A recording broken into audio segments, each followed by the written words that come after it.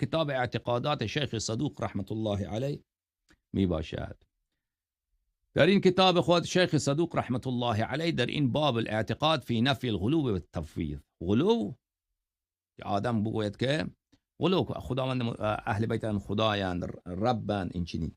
تفویض این که خداوند متعال خلقت را واگذار کرده به اهل بیت علیهم السلام، به 12 امام رزق دادن را به اینها واگذار کرده. در اینجا امام رضا علیه السلام دعا کردند، دعایشان را نقل میکنم: اللهم انی ابرأ الیک من الذین ادعوا ما لیس لنا بحق. خداوند متعال من دشمنم، من بیزارم از اون کسانی که درباره ما اون چیزی را ادعا میکند که حق نیست.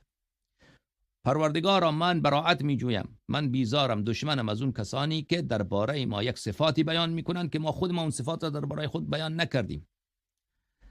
اللهم لك الخلق و منك الامر. پروردگار خالق تویی، خالق یگانه تویی و امر از توست. و ایاک نعبد و ایاک نستعین. انت خالقنا و خالق آبائنا الاولین و آبائنا الاخرین.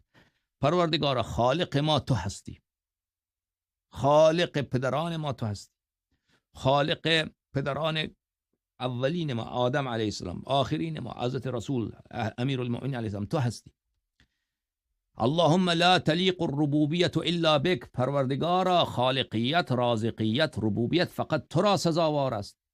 خب حالا در صفحه بعد: اللهم من زعم اننا ارباب فنحن الیک منه براء. پروردگارا هر کسی که گمان بکند که ما رب هستیم، ما پروردگار هستیم، ما از او دشمنی اظهار براءت، ما دشمنی او هستیم، ما او اصلا دشمن، ما او لعنت میکنیم.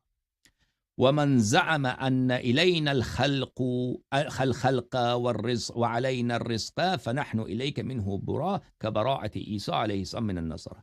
و هر کسی که بگوید که خلق کار ماست، آفرینش کار ماست، رزق دادن کار ماست، پس ما از او بیزار هستیم، بری هستیم، مانند عیسی که از نصارا بیزار هستند. عیسی میگه من از نصارا بیزارم چون نصارا آمده ما را خدا درست کرده.